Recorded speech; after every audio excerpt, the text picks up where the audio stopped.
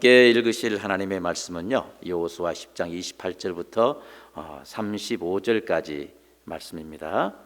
그날에 여호수아가 막게다를 취하고 칼날로 그 성읍과 왕을 쳐서 그 성읍과 그 중에 있는 모든 사람을 진멸하고 바치고 한 사람도 남기지 아니하였으니 막게다 왕에게 행한 것이 여리고 왕에게 행한 것 같았더라.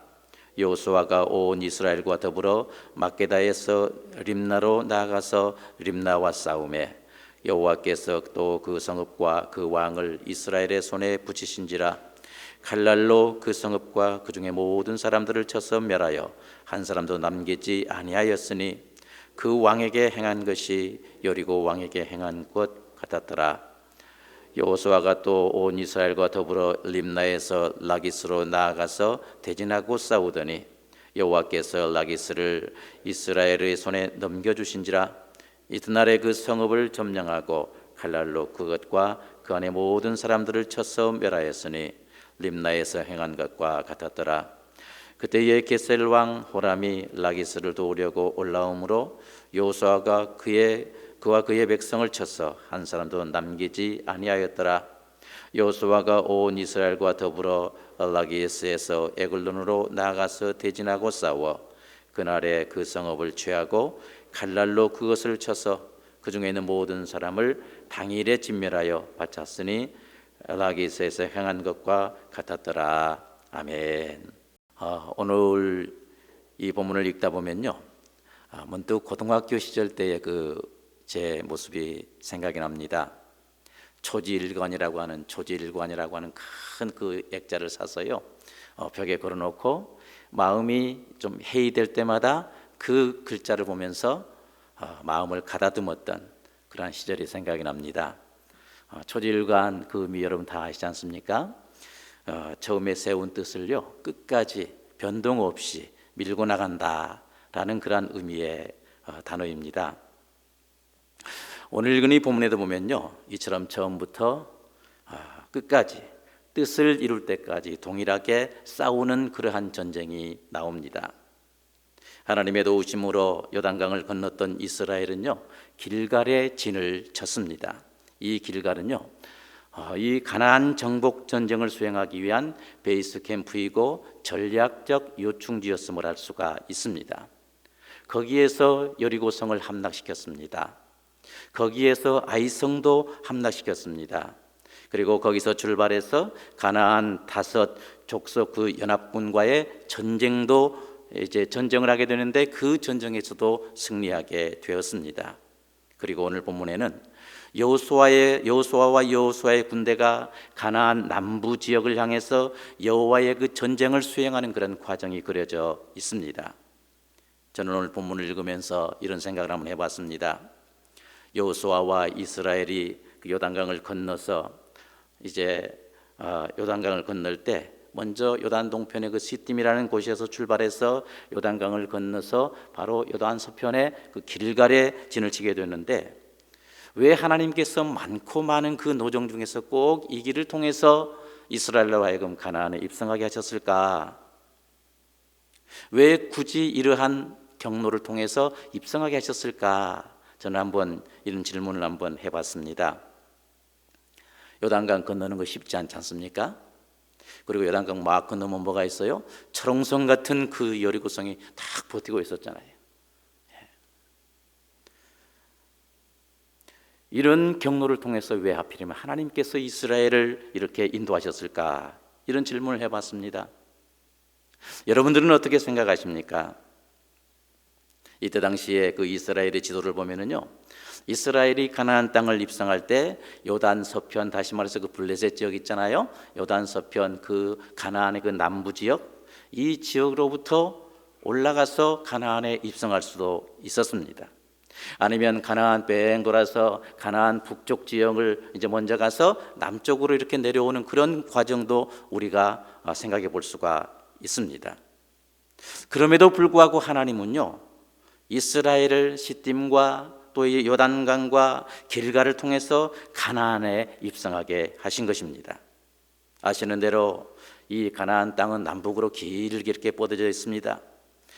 하나님께서는요, 가나안의 이러한 지역적 특성을 감안해서 가나안 중앙을 먼저 정복해서 이 가나안의 허리를 끊어놓고자 하셨던 것 같습니다. 그래서 이 남쪽에 있는 그 나라와 족속과 북쪽에 있는 이 족속을 서로 이렇게 차단함으로써 그 적의 연합 전선 구축을 미리 막을 수 있도록 하기 위해서 이와 같은 경로를 통해서 가나안에 입성하게 하신 것이 아닌가, 저는 이렇게 한번 생각을 해봤습니다. 그런 후에 이 가나안 남쪽 지역의 적을 경멸하고 그 다음에 이 북쪽 지역에 남아있는 그 적들을 쓸어버릴 계획을 가지고 계시지 않았나 하는 이런 생각을 한번 해봤습니다. 이와 같은 전략은요, 우리 잘 알지 않습니까? 우리나라 그 6.25 그 전쟁 때 메가더 장군이 이 인천 상륙작전을 통해서 남과 북을 격리시켜 버렸지 않습니까? 그리고 2차 세계대전 할 때 그 노르망디 그 상륙작전 있잖아요. 그러한 것과 같은 그러한 작전이라고 저는 생각을 합니다.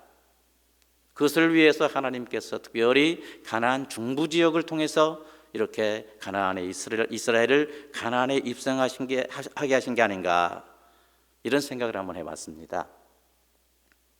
우린 여기서요, 전쟁에 능하신 여호와 하나님, 정확하고 빈틈이 없으신 여호와 하나님을 발견할 수가 있습니다. 실수가 찬양가사처럼 실수가 없으신 그러한 하나님을 우리는 여기서 발견할 수가 있습니다. 그렇다면 우리가 기억할 것이 한 가지가 있습니다. 하나님의 백성들은 하나님께서 이 하나님의 그 이끄심에 항상 어느 순간에도 순종하는 그러한 자세가 필요합니다. 지금은 이해가 되지 않아도 그 하나님의 방법이 가장 정확하고 가장 효과적이고 가장 옳다고 하는 이러한 사실을 믿는 믿음이 필요하다고 저는 생각합니다. 우리가 항상 목사님 강조하시지 않습니까? 하나님은 옳습니다. 나는 틀립니다. 이러한 믿음의 자세가 필요하다고 생각합니다. 믿으십니까? 전쟁에 능하신 여호와 하나님의 그 인도하심을 따라서 다시 말해서 태양을 멈추고 또한 이제 달을 멈추는 그러한 기적과 우박을 통한 그 기적을 통해서 여호수아와 이스라엘의 군대는 이 가나안 그 다섯 족속과의 그 연합전쟁에서 승리를 했습니다. 그리고 이제 가나안 이 남부 지역에 위치한 족속들을 하나하나 정복하기 위해서 여호수아와 이스라엘의 군대는 출정을 한 것입니다. 오늘 보면 28절에 보면 그랬습니다. 이스라엘은 먼저 막게다를 향해서 여호와 전쟁을 수행했습니다. 29절에 보니까 림나와의 그 여호와의 전쟁을 수행했습니다. 그리고 31절에 보니까 라기스와의 그 여호와의 전쟁을 수행했습니다. 또 33절에 보니까 게셀과의 여호와의 전쟁을 수행했습니다. 또한 34절에 보니까 그랬습니다. 에글론과의 여호와의 전쟁을 수행한 걸 볼 수가 있습니다. 이와 같이 여호수아와 이스라엘의 군대는 가나안 그 남부 지역 족속의 그 족속을 이제 점령하기 위해서 그들과 전쟁을 치른 것입니다. 그러면 이러한 여호와의 전쟁을 수행할 때 여호수아와 이스라엘의 군대가 가졌던 그 전투 자세가 어떠했습니까? 그들의 전투 자세가 무엇이었습니까? 대충 이렇게 했습니까? 뭐 이제 가장 유력했던 그런 전쟁들을 다 치렀는데 뭐 이것쯤이야 하는 그런 마음으로 대충 여호와의 전쟁에 임했습니까? 아니면 불평하는 그 마음으로 여호와의 전쟁에 임했습니까? 어떻습니까? 제가 오늘 이 본문에 나와 있는 말씀을 한번 읽어보겠습니다. 먼저 28절 하반절에 보니까 그랬습니다. 그 성읍과 그 중에 있는 모든 사람들을 진멸하여 바치고 한 사람도 남기지 아니하였으니 막게다 왕에게 행한 것이 여리고 왕에게 행한 것과 같았더라 했습니다. 그리고 30절 하반절에 보니까 또 그랬습니다. 그 성읍과 그 중에 모든 사람을 쳐서 멸하여 한 사람도 남기지 아니하였으니 그 왕에게 행한 것이 여리고 왕에게 행한 것과 같았더라 라고 이렇게 말씀했어요. 또 32절 하반절에 보니까 그랬습니다. 그것과 그 안에 모든 사람을 쳐서 멸하였으니 림나에 행한 것과 같았더라 했습니다. 또 33절 하반절에 보니까 그랬습니다. 그와 그의 백성을 쳐서 한 사람도 남기지 아니하였더라 라고 했어요. 35절 하반절에 보니까 또 그랬습니다. 그 중에 있는 모든 사람들을 당일에 진멸하여 바쳤으니 라기스에 행한 것과 같았더라라고 이렇게 말씀하고 있습니다. 이 말씀들의 공통점이 무엇입니까? 공통점이 무엇입니까? 모든 사람을 진멸하고 한 사람도 남기지 않았다 하는 이것의 공통점이 있습니다. 이것은 하나님의 말씀에 절대 순종하는 그런 행위라고 할 수가 있는데, 하나님께서는 이 가나안 정복을 이스라엘을 통해서 성취되기를 원하셨습니다. 특히 28절에 보니까 이 진멸하다라는 이 진멸하다라고 하는 단어가 나옵니다. 이 진멸하다라는 그 마음의 이 단어의 의미는 바치다라는 그런 뜻으로 사용되는 것을 볼 수가 있습니다. 그렇다면요, 이 가나안 정복 전쟁은 단순히 영토를 얻기 위한 전쟁이 아니란 걸 알 수가 있습니다. 하나님께 이 땅을 올려드리는 영적 차원의 의미를 갖고 있는 것을 우리는 알 수가 있습니다. 그리고 이 여호와의 전쟁은 과거 하나님께서 아브라함에게 이 약속하셨는데 가나안 땅으로 다시 돌아오게 하겠다 하신 이 하나님의 그 언약, 이 언약을 성취하기 위한 그러한 전쟁이었습니다. 동시에 가나안 그 원주민들의 그 죄악이 심히 컸기 때문에 그들의 우상 숭배와 음란의 죄를 심판하시기 위한 그러한 전쟁이었던 것입니다. 구원의 길을 개척하기 위한 그러한 전쟁이었습니다. 바로 이를 위해서, 이러한 목적을 수행하기 위해서 하나님은 가나안 족속들을 철저히 진멸하라, 철저하게 진멸하라라고 이렇게 말씀을 하셨던 것입니다. 그러므로 여호와의 전쟁을 수행하고 하나님의 그 뜻을 수행할 때는요, 처음과 끝이 일관되어야 됩니다. 초지일관해야 됩니다. 처음처럼 마음과 행동으로 행해야 합니다. 진멸해야 되는 것입니다. 이것이 바로 오늘 말씀의 메인 아이디어라고 할 수가 있습니다. 대충 하면 안 됩니다. 하나님의 명령에 철저히 순종하겠다고 하는 이러한 자원한 마음과 또한 이제 온전한 순종의 자세로 하나님의 전쟁을 수행해야 된다, 그 말입니다. 하나님께서는 온 마음으로 하나님을 경배하고 순종하기를 원하시기 때문에 하나님의 백성들은 처음 가졌던 그러한 마음으로 하나님의 말씀에 철저히 순종할 때 온전한 승리를 얻게 된다는 사실을 여러분 믿으시기를 바랍니다. 무슨 일을 할지라도 하나님의 말씀에 순종할 때 거기에 승리가 있다. 어떤 상황에서도 도저히 순종할 수 없는 상황 가운데서도 그러나 마음을 굳어잡고 처음 하나님께 드렸던 그 마음대로 순종하며 행하는 것, 바로 거기에 모든 인생의 신앙의 승리가 있다는 사실을 여러분 믿으시기를 바랍니다. 여러분, 사실 어떤 명령이에요?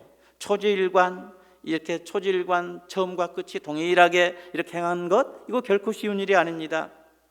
여기에는요, 이스라엘도 결코 예외가 될 수 없을 거라고 생각합니다. 그동안 이스라엘을 보시기 바랍니다. 여리고성도 정복했습니다.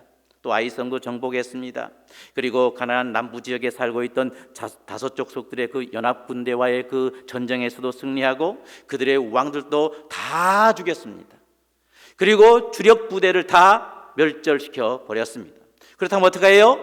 더 이상 이제 전쟁의 필요성을 느끼지 못할 수도 있었을 것입니다. 거의 다 죽었는데 다 멸절돼 버리는데 그 중에서도 유력한 성들을 우리가 다 정복했는데 하면서 이 마음으로 인해서 처음과 같은 동일한 마음으로 전쟁에 임하는 거, 이거 쉬운 일이 아니었을 것입니다.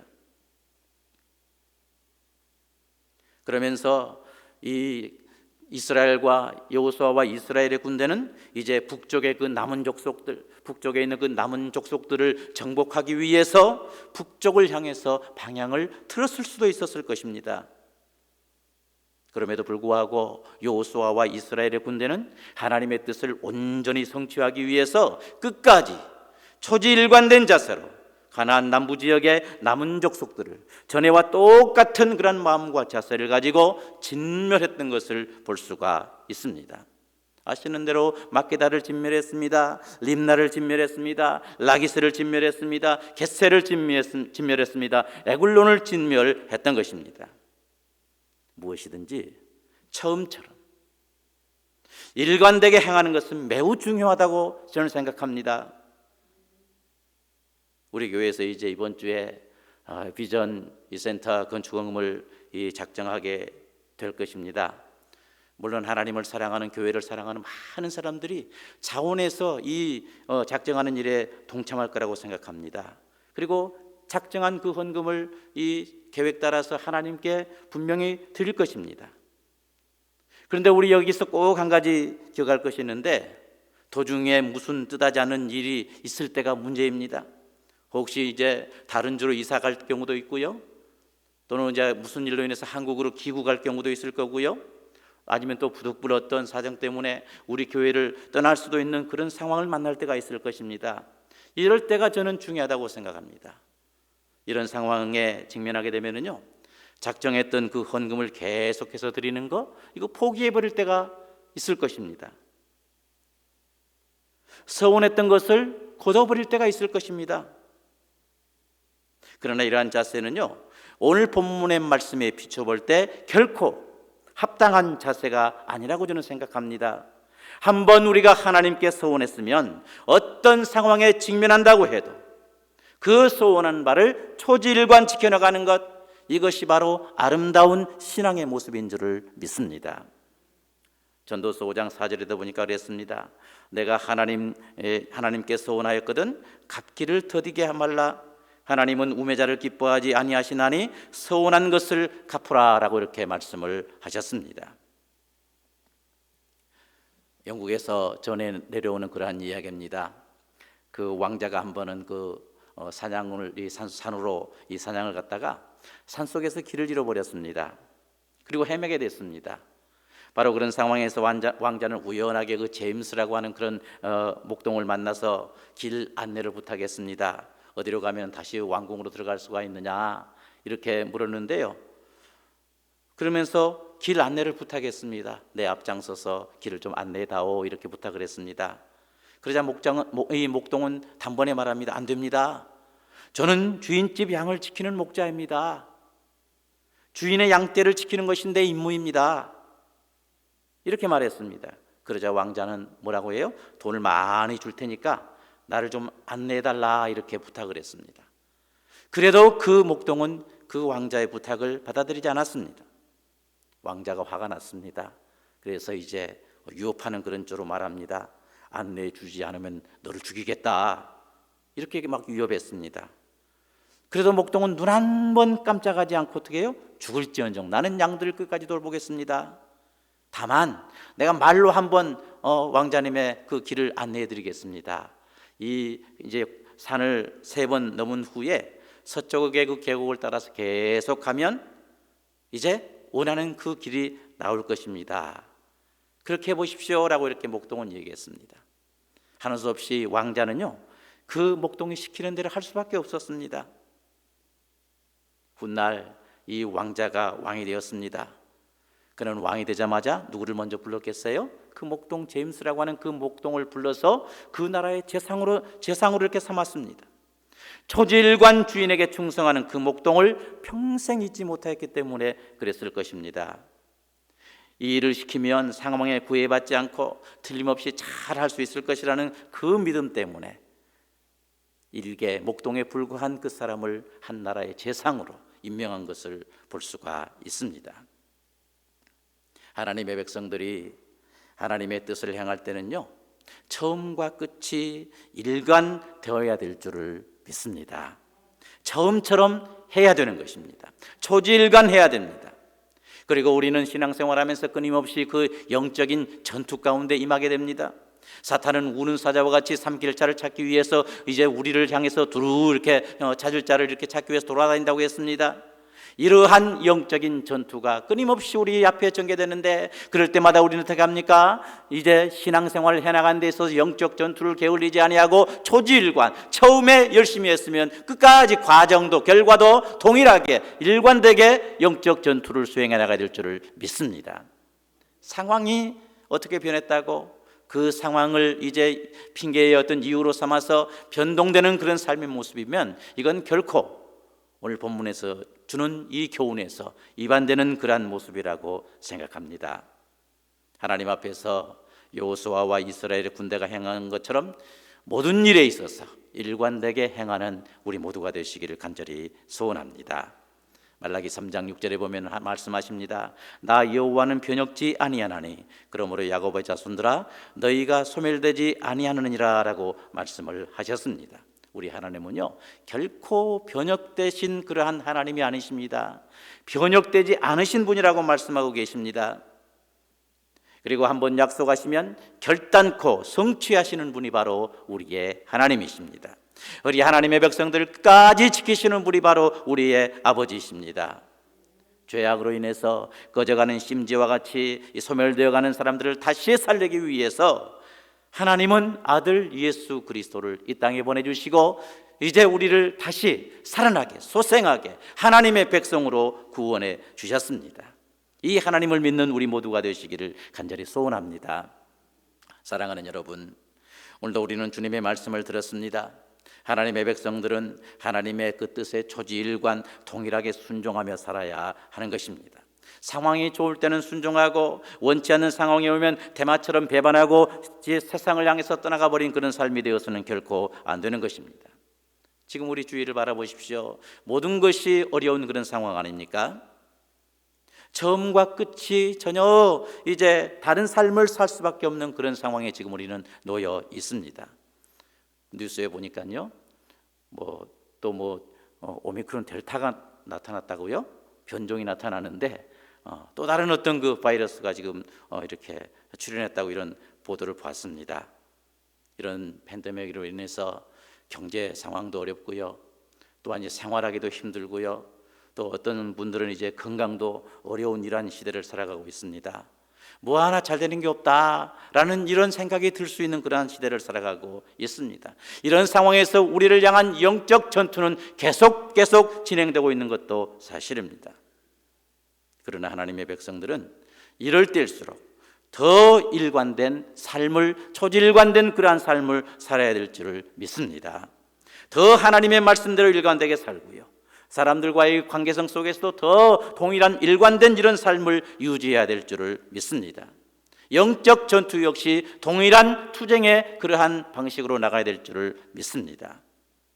오늘도 우리를 능하게 하실 이 성령님의 도우심으로 신앙과 삶의 초지일관된 삶을 살아서 이 어려운 세상에서 궁극적으로 승리할 뿐만 아니라 그래서 하나님 앞에 영광 돌리는 우리 모두가 되실 수 있기를 주님의 이름으로 축원합니다.